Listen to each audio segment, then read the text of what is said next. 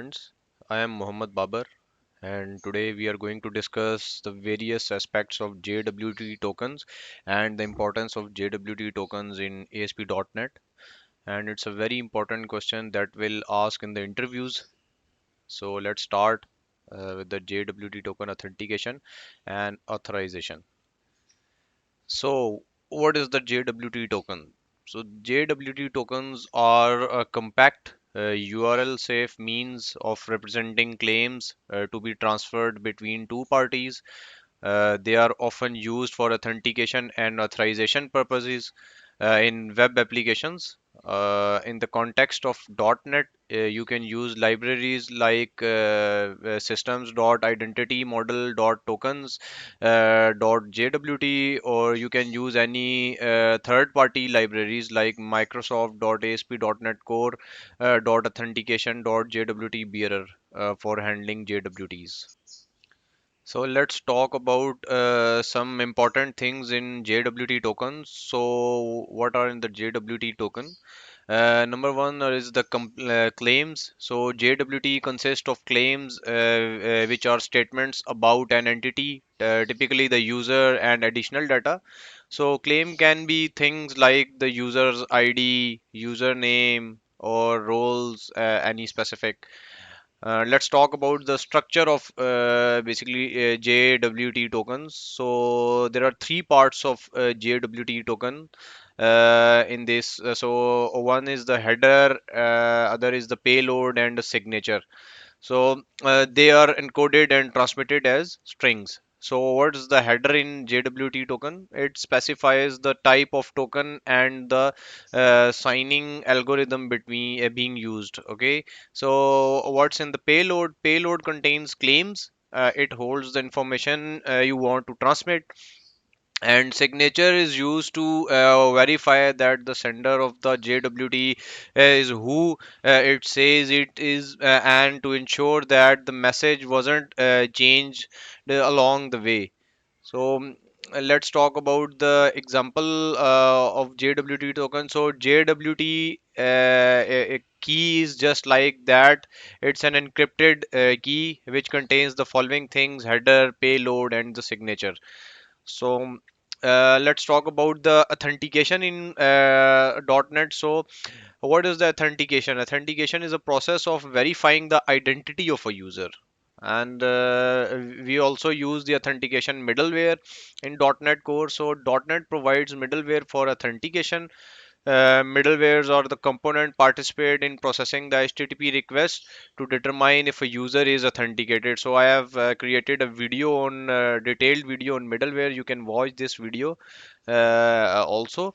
So what is the claims identity? So once authenticated, a principal is created for the user containing claims. A claim is a statement about a subject user. So let's talk about JWT with an example that how to set up the JWT token in your startup.cs class. So here is the example where you can create a JWT. You can call the service of services dot add authentication, and you can also set your authentication scheme like this. And you can also we have an options token validation parameters. So you can set the JWT like this: validate user, you can mark as a true. So these are the basically properties of the authentication scheme. So you can call in your configure services method, and you can use your authentication and authorization middlewares here.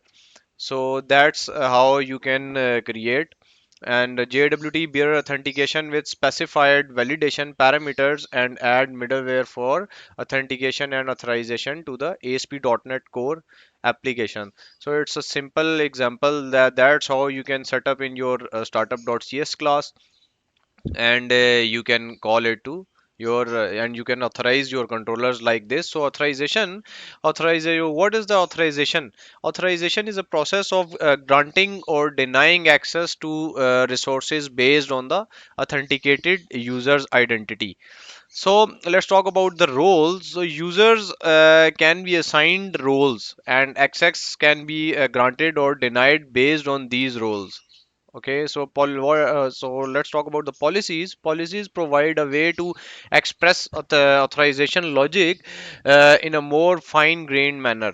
Okay, so you can see that in this example, you can use the authorize attribute on controllers or actions to specify the required roles or policies. So this is the authorization, and let's put it together. Authentication: user logs in, and upon successful login, a JWT is granted. The JWT is then included in the authorization header of a subsequent request. So middleware checks the JWT's validity and extracts claims. Authorization middleware uses these claims to determine if the user has the necessary roles or satisfies specific policies.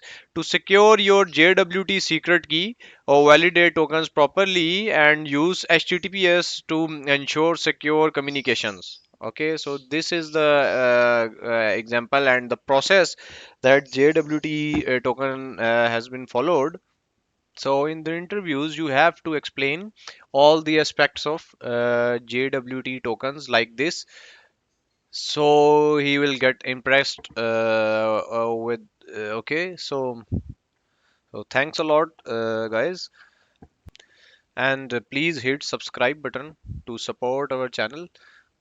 So we will make videos for you in the future, and thanks a lot again.